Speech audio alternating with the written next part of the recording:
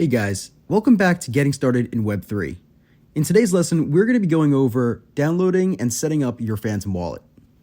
So to get started, we're going to be going to phantom.app and going to the top right hand corner and pressing download. From here, this should take you to the download page.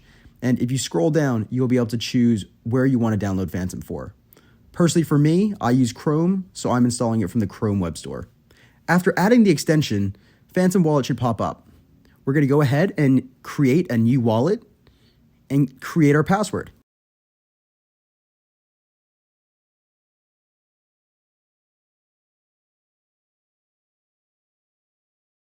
Great. Now, after agreeing to terms of service, we're going to be getting our secret recovery phrase. Now, this is very, very important as it allows you to get back into your wallet from anywhere. Make sure that you write this down and keep this somewhere safe, or back this up to your iCloud and make sure that it's password protected. After that, you're all set. Just go back up. I personally pin my Phantom wallet to my taskbar.